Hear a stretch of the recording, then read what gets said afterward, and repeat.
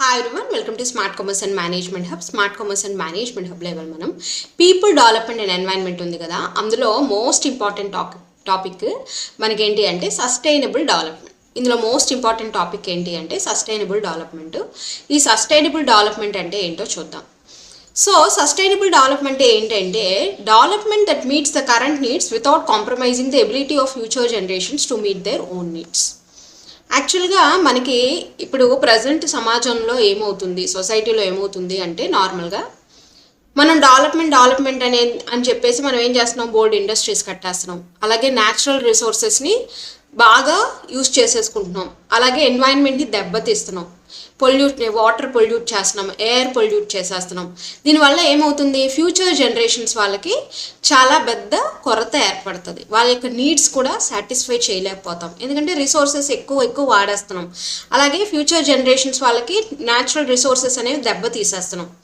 So దీని గురించి అప్పట్లోనే 1987లోనే ఏం చేశారంటే బ్రూక్లాండ్ కమిటీ అనే కమిటీలో ఏం చెప్పారంటే ఒక రిపోర్ట్ ఇచ్చారనమాట. ఆ రిపోర్ట్లో ఏం చెప్పారంటే మనం సస్టైనబుల్ డెవలప్మెంట్ అనేది చేయాలి. డెవలప్మెంట్ అంటే కేవలం ఒక ఇన్కమ్ గ్రోత్ మాత్రమే కాదు, సస్టైనబుల్ డెవలప్మెంట్ అంటే సుస్థిరమైన అభివృద్ధి చెయ్యాలి అని చెప్పారు. సుస్థిర అభివృద్ధి అంటే ఏ విధంగా ఫ్యూచర్ జనరేషన్స్ వాళ్ళకి ఏమాత్రం దెబ్బ తినకుండా మనం ప్రజెంట్ మనకున్న వనరుల్ని సరిగ్గా యూటిలైజ్ చేసుకుంటూ ఫ్యూచర్ జనరేషన్స్ని ఏమాత్రం దెబ్బ తీయకుండా మనం డెవలప్మెంట్ని చేసుకోవాలి. అలాంటి డెవలప్మెంట్ ఆగిపోవాలని చెప్పాలి, డెవలప్మెంట్ని చేసుకోవాలి, కానీ అలా ఫ్యూచర్ జనరేషన్స్ని దెబ్బ తీయకూడదు. అందుకనే ఇది సుస్థిరమైన అభివృద్ధి. సో దీని యొక్క కోర్ ప్రిన్సిపల్స్ ఏంటంటే it integrates the environmental, social and economic concerns into decision making. మనం ఏదైనా డెసిషన్ తీసుకోవాలి, మనం ఇప్పుడు ఫర్ ఎగ్జాంపుల్ మీరు ఒక ఇండస్ట్రీ కట్టాలనుకోండి, అప్పుడు మనం ఏమేమి ఫ్యాక్టర్స్ని కన్సిడర్ చేయాలంటే ఎన్వైరన్మెంట్, సోషల్, ఎకనామిక్, ఈ 3 ప్రిన్సిపల్స్ని మనం కన్సిడర్ చేసి అప్పుడు డెసిషన్ మేకింగ్ తీసుకోవాలి అని చెప్పి సస్టైనబుల్ డెవలప్మెంట్ ద్వారా మనకి చెప్పారనమాట.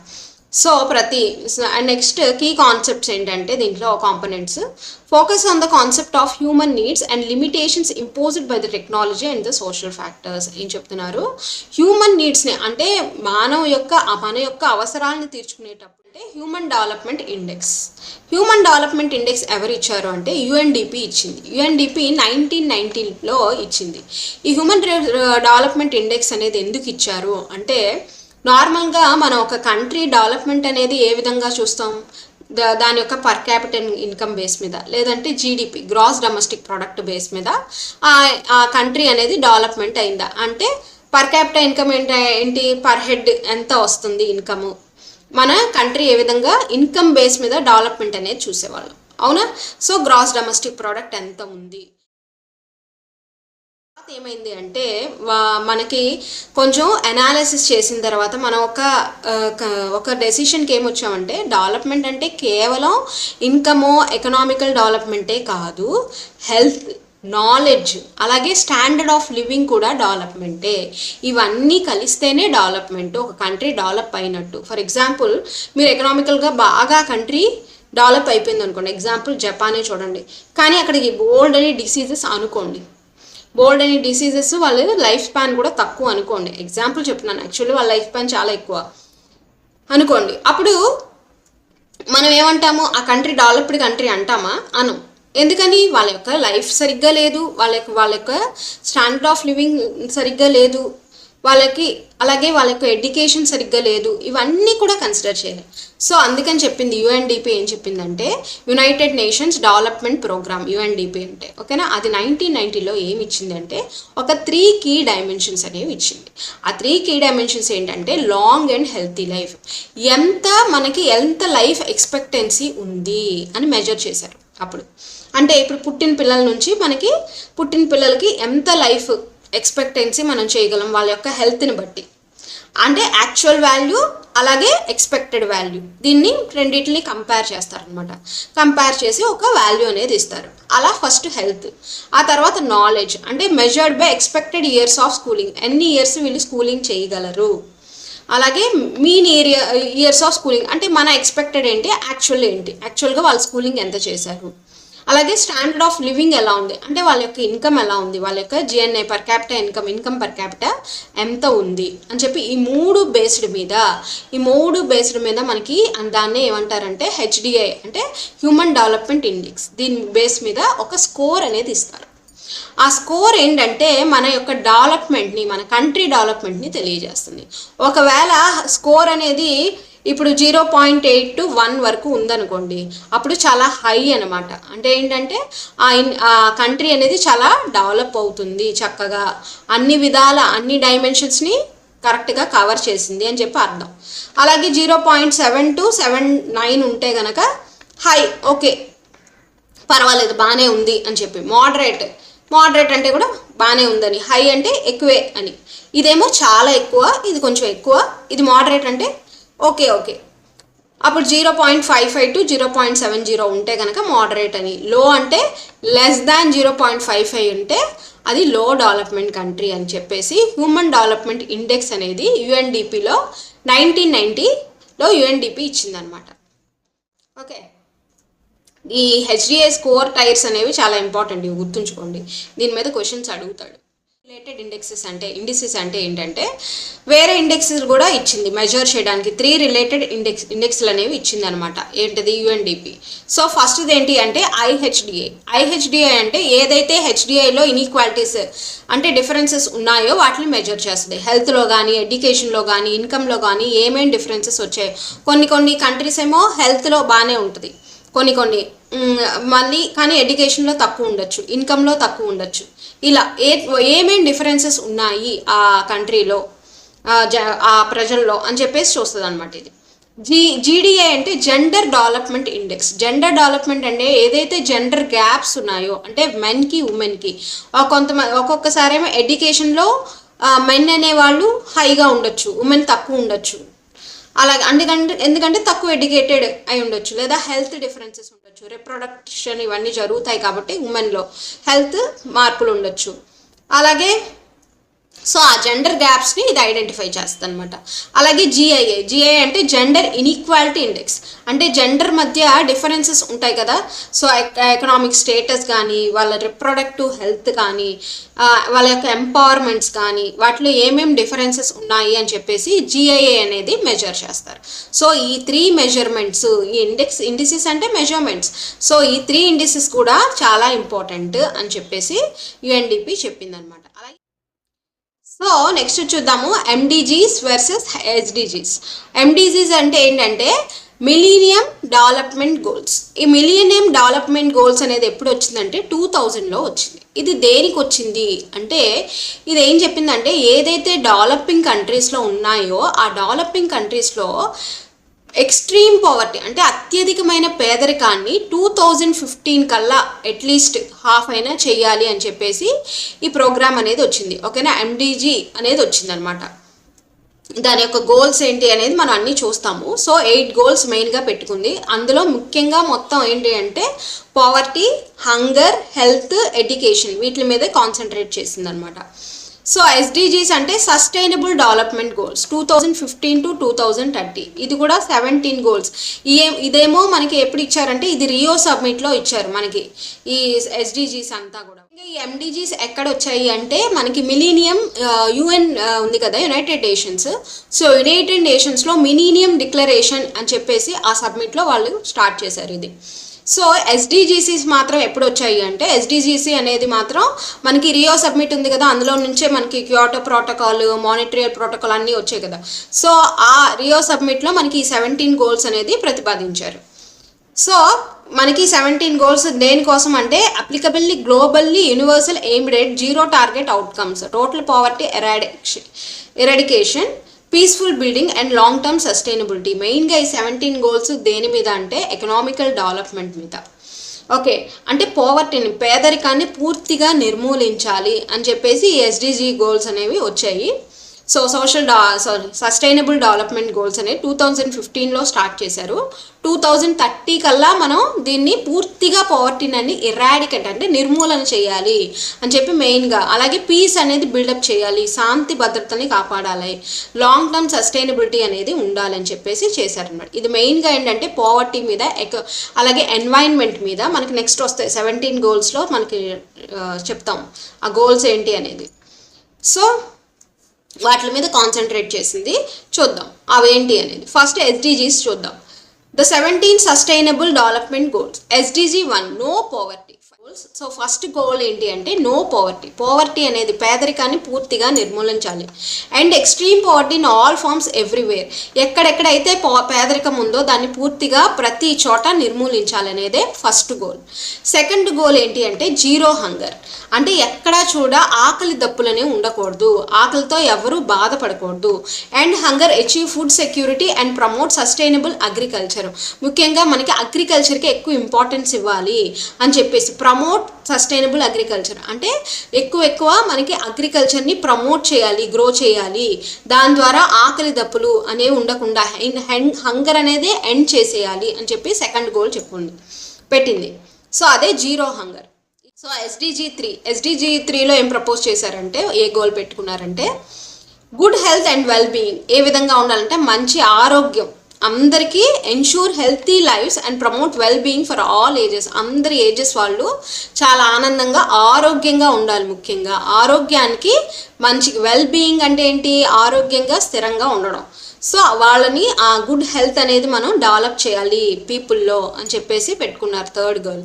ఫోర్త్ది ఏంటి అంటే క్వాలిటీ ఎడ్యుకేషన్. మంచి ఎడ్యుకేషన్ అనేది మనం ఇవ్వాలి.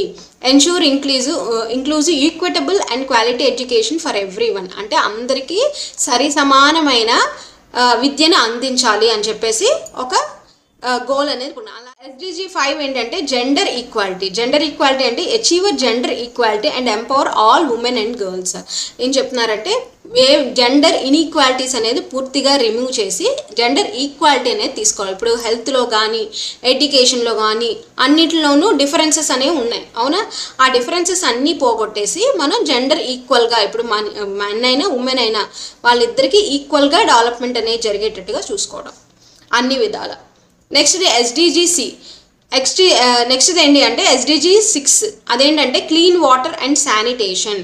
మనకి అందరికీ కూడా మంచి వాటర్ అనేది అందించాలి. Ensure availability and sustainable management of water and sanitation. Sanitation అంటే క్లీన్లీనెస్ అనేది ఎక్కడ పడితే అక్కడ చెత్త ఉండటం అవన్నీ తీసిపడేయాలి. అలాగే వాటర్లో కూడా వాటర్ పొల్యూటెంట్స్ తీసి మంచి వాటర్ అనేది అందించాలి జనాలకు అని చెప్పి పెట్టుకున్నారు. ఏంటి అంటే SDG 7 ఏంటి అంటే affordable and clean energy. Energy అంటే ఇక్కడ ఎలక్ట్రిసిటీ, ఓకేనా, హైడ్రో, అలాగే గ్యాస్ ఎమిషన్స్.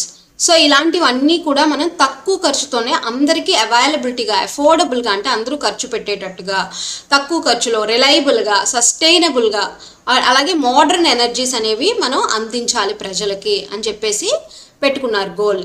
నెక్స్ట్ ఇది SDG 8 ఏంటంటే decent work and economic growth. అంటే promote sustainable inclusive economic growth and decent work for all. అందరికీ ఒక ఎంప్లాయ్మెంట్ అనేది ఉండాలి. డీసెంట్ వర్క్ అంటే ఇక్కడ ఎంప్లాయ్మెంట్ గురించి మెయిన్గా గోల్ పెట్టుకున్నారు. అలాగే ఎకనామికల్గా వాళ్ళు డెవలప్ అయ్యేటట్టుగా చేయాలి. అందుకనే డీసెంట్ వర్క్ అనేది అంటే వాళ్ళకి అందరికీ ఎంప్లాయ్మెంట్ అనేది చూపించి అదేవిధంగా ఎకనామికల్గా వాళ్ళు గ్రో అయ్యేటట్టు చేయాలి అని చెప్పి పెట్టుకున్నారు.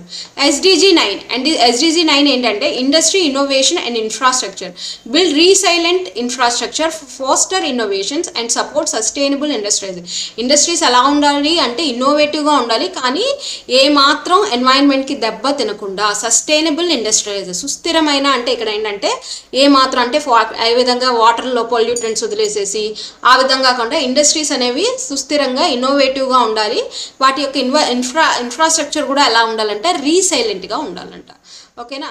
SDG 10 అంటే reduced the inequalities, reduce income and opportunity inequalities with in and among the countries మధ్య ఉన్న ఇన్కమ్ కానీ ఆర్థిక మరియు ఏదైనా ఆపర్చునిటీస్ మధ్య ఉన్న ఇన్ఈక్వాలిటీస్ అనేది తగ్గించాలి. డెవలపింగ్ కంట్రీస్కి మనకి చాలా డిఫరెన్స్ ఉంటుంది కదా.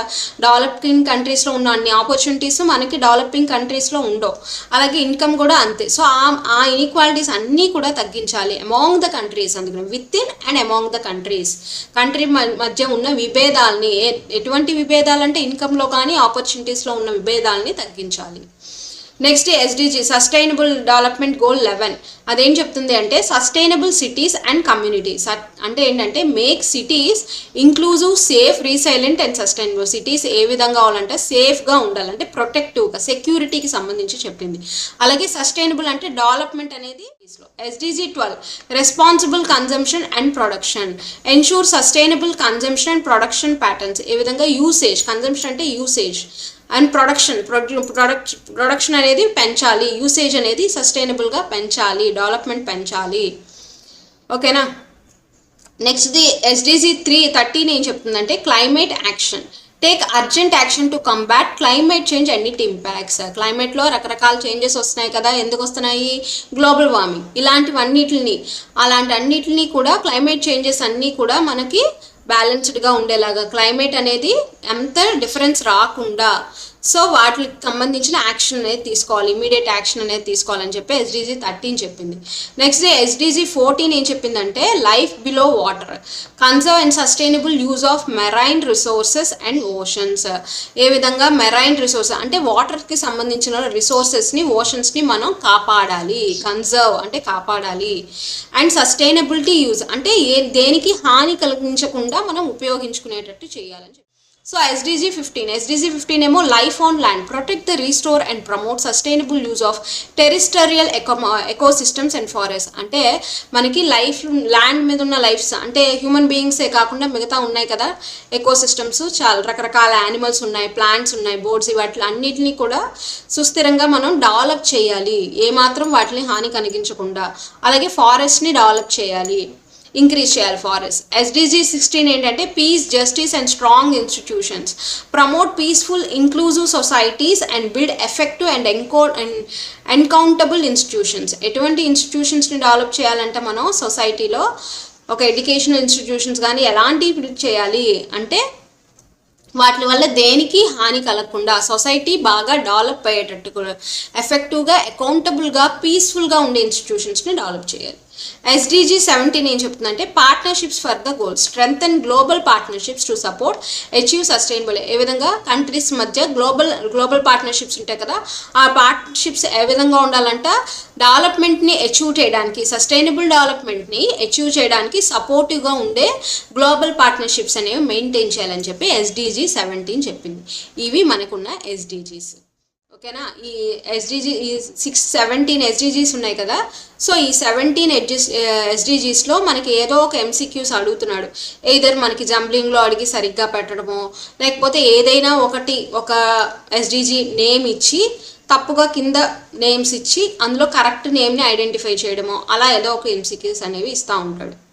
సో ప్రతి SDGs 17 SDGs చదువుకోండి మీరు. ఓకేనా. నెక్స్ట్ MDGs అంటే మిలీనియం డెవలప్మెంట్ గోల్స్. ఇది ఎక్కడ వచ్చిందని చెప్పాను, యునైటెడ్ నేషన్స్ మిలీనియం డిక్లరేషన్లో ఇది మనకి ఇచ్చారనమాట. ఈ 8 గోల్స్ ఏంటి అనేది. సో దీన్ని ప్రతిపాదించింది ఎక్కడ అంటే ఆ డిక్లరేషన్లో ప్రతిపాదించారు. So MDG were 8 goal targets established by the United Nations in 2000 to tackle extreme poverty, disease and inequality by the year 2015. మెయిన్గా దీన్ని ఎప్పుడు మనకి 2000లో వచ్చింది ఈ మిలీనియం డెవలప్మెంట్ గోల్స్ అనేవి ఇచ్చారు. ఎవరు ఇచ్చారు? యునైటెడ్ నేషన్స్ అనేవి ఎస్టాబ్లిష్ చేసింది. సో ఇందులో ముఖ్యంగా గోల్ ఏం చేశారంటే మనకి ఏం గోల్ పెట్టుకున్నారు అంటే మనకి 2015 కల్లా పోవర్టీ మీద, డిసీజ్ అనేది, ఇన్ఈక్వాలిటీ అంటే చెప్పాను కదా పోవర్టీ మీద, హెల్త్ మీద, అలాగే ఇన్ఈక్వాలిటీస్ ఇక్కడ అంటే ఎడ్యుకేషన్, మీకు రిమైనింగ్ ఇన్కమ్ మీద. ఓకే, ఆ ఇన్ఈక్వాలిటీస్ అన్నీ కూడా 2015 కల్లా పోగొట్టాలి అని చెప్పి ఒక 8 గోల్స్ అనేది ఇచ్చింది. అవి ఏంటి అనేవి చూద్దాం. Goal 1 eradicate extreme poverty and hunger. ఏం చెప్తుంది అంటే have the proportion of the people living on less than 1.25 A day those suffer from hunger.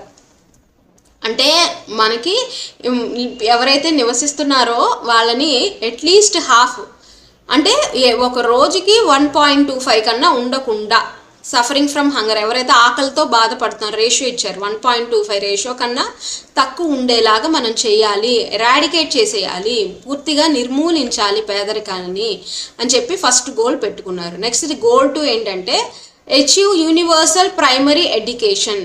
అలాగే ప్రైమరీ ఎడ్యుకేషన్ అనేది యూనివర్సల్గా, అంటే మొత్తం ప్రజలందరికీ కూడా అందించాలి అని చెప్పి పెట్టుకున్నారు. Ensure that every child boy or girl completes a full course of primary education. ఏం పెట్టుకున్నారు సెకండ్ గోల్, ఏ చైల్డ్ అయినా, ఒక బాబు అయినా ఒక పాప అయినా ఎవరైనా సరే ప్రైమరీ స్కూలింగ్ అయినా కనీసం కంప్లీట్ చేసి ఉండేలాగా 2015 కల్లా ప్రతి ఒక్కరు యూనివర్సిటీలో ఉన్న ప్రతి ఒక్కరు కంప్లీట్ చేసేటట్టు ఉండేటట్టుగా 2015కి అలా రీచ్ అవ్వాలని చెప్పి ఒక గోల్ పెట్టుకున్నారు. గోల్ 3 MDG 3 గోల్ 3 అని ఇస్తాడు. గోల్ 3 ఏంటి, promote gender equalities and empower women, eliminate the gender disparities at all levels of education and empower women socially and politically. ముఖ్యంగా ఉమెన్ కోసమే ఇక్కడ ఎప్పటి నుంచో మనకి ఈ ప్రాబ్లం ఉంది కదా, gender inequalities.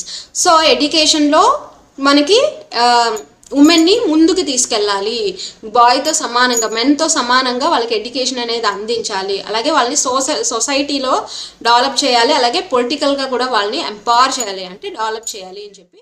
So next goal ఏం పెట్టుకున్నా అంటే goal 4 reduce the child mortality, అంటే శిశు మరణాలు అనేవి తగ్గించాలి. ఎంతవరకు తగ్గించాలంటే 2/3 తగ్గించేయాలి, reduce by 2/3 the mortality rate among children under 5 years old. ఎవరైతే 5 సంవత్సరాల కన్నా తక్కువ ఏజ్లో ఉన్నారో వాళ్ళకి కనీసం వాళ్ళని 2/3 అయినా ఆ శిశు మరణాలు తగ్గించాలి 2015 అని చెప్పేసి గోల్ పెట్టుకున్నారు.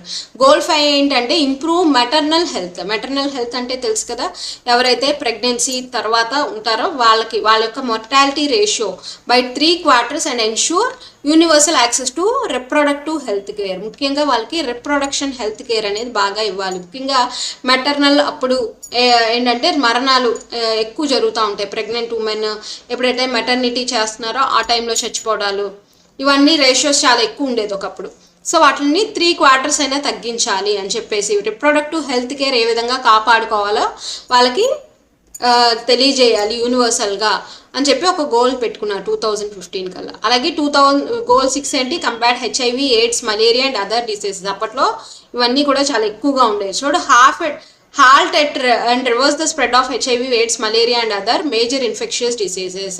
ఈ డిసీజెస్ అన్నీ కూడా చాలా వరకు మనం రివర్సల్ అంటే ఏంటంటే ఇక్కడ తగ్గించాలి అని చెప్పేసి పెట్టుకున్నారు. అలాగే గోల్ 7 ఏంటంటే ఇన్ష్యూర్ ఎన్వైరన్మెంటల్ సస్టైనబిలిటీ. అలాగే ముఖ్యంగా ఏంటంటే పర్యావరణంలో డెవలప్మెంట్ అనేది చేయాలి, పర్యావరణం పొల్యూషన్ తగ్గించాలి, అది వాటర్లో, ఎయిర్లో, అన్నిటిలో. Integrate the sustainable practice to national policies, have the population without access to safe drinking water and sanitation and slum conditions అన్నీ తగ్గించేసి, తెలుసు కదా స్లమ్ ఏరియాస్.